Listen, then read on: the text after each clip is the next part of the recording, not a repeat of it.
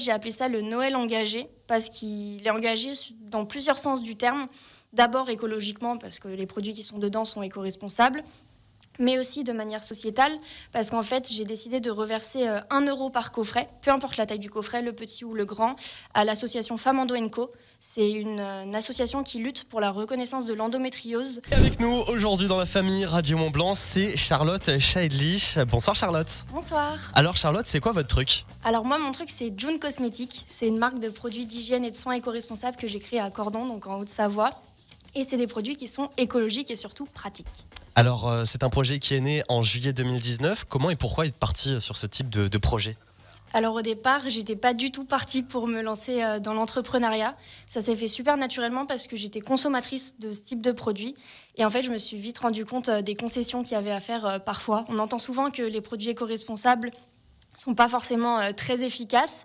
Mais moi, la chose que j'ai surtout remarqué, c'est qu'ils étaient pas très pratiques et surtout pas très glamour. Il manquait de sensorialité, d'une petite odeur et d'esthétisme dans le produit et surtout d'un petit peu de Haute-Savoie. Et justement, aujourd'hui, c'est 3 produits, c'est ça ? C'est ça, donc on a un petit masque pour les cheveux qui fonctionne et pour le cuir chevelu et pour les longueurs, un petit savon solide en forme de nuage qui est sur gras et saponifie à froid, et un shampoing solide moussant, ça il faut le préciser parce que souvent on me pose la question, et qui est en forme de flocon pour rappeler un petit peu la Haute-Savoie aussi. Exactement, si vous venez nous voir en direct vidéo sur radiomontblanc.fr ou sur notre application, vous pourrez voir les produits, ils sont là dans le studio de Radio Mont Blanc.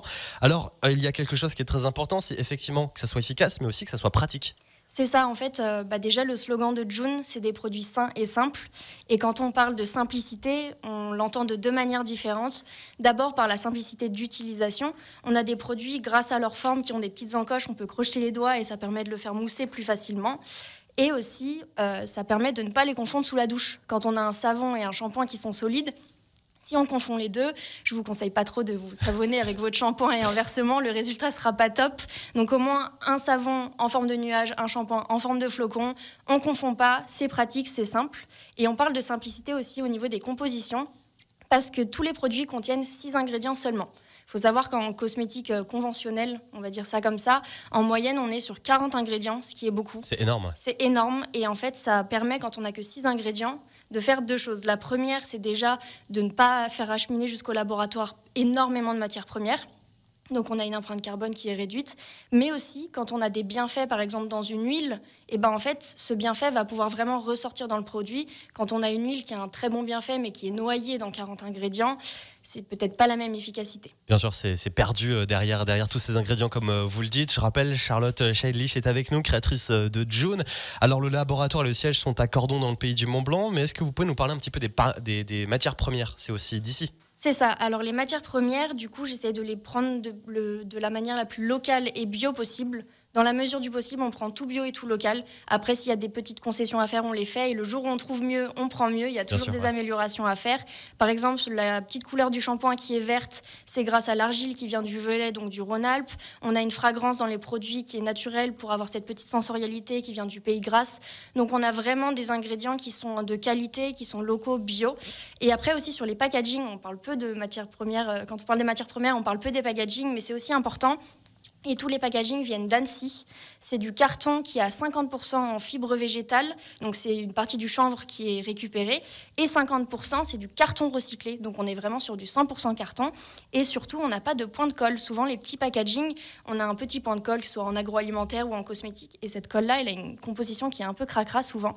Donc là au moins on n'en a pas, ça fonctionne par principe de pliage, donc on est sur du 100% carton. Vous pouvez le mettre à la poubelle pour le recyclage ou dans votre compost.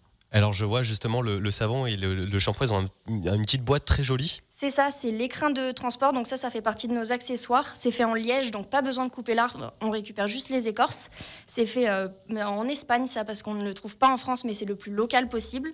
Et donc on a le petit écrin comme ça pour garder le shampoing en toute sécurité et pouvoir le faire sécher de la meilleure manière possible. Ça permet aussi de garder le produit plus longtemps. Et des fois, on trouve justement sur Internet des savons ou des shampoings, entre guillemets, éco-responsables. quand on achète, on se rend compte que c'est un petit truc, mais là, ce que je vois, c'est que ça reste quand même très épais, c'est-à-dire qu'on n'est pas du tout perdant, quoi. En fait, sur ce type de produit, on va être sur une moyenne de 40 utilisations. Quand on connaît peu le produit, on va vraiment vouloir le faire beaucoup mousser. Donc en fait, on va l'utiliser un petit peu plus. Donc au début, il va faire un petit peu moins d'utilisation. Et après, ça va vraiment devenir économique. J'ai par exemple des clients qui se lavent les cheveux une fois par semaine. Et il va faire quasiment jusqu'à 50 utilisations sur ces personnes-là qui le font moins mousser. 50 utilisations à coût d'une fois par semaine.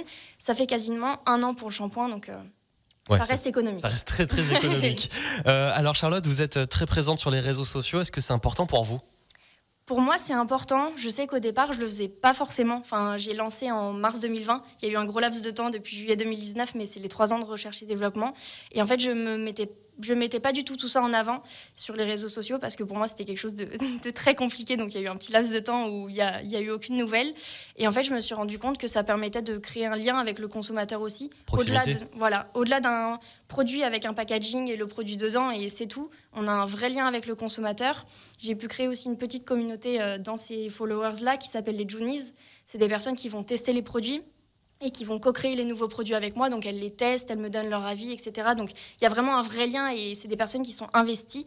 Et ça permet aussi de parler en toute transparence et en toute spontanéité avec les consommateurs. Exactement, la transparence est très importante, la proximité aussi. Et puis, vos produits ne sont pas testés sur des animaux ou sur des personnes qui n'en ont pas du tout envie. C'est ça. Alors, June, juste par curiosité, ça vient d'où ? Ça veut dire quoi ? Alors, June, ça veut dire 2 choses. Ça veut dire Just You and Nature, en anglais, donc juste vous et la nature. Et ça veut dire aussi, c'est un prénom japonais qui signifie le naturel, l'authenticité et la naturalité. Donc voilà, c'est... Sympa, il y a double signification. Alors, c'est J-U et... La petite esperluette.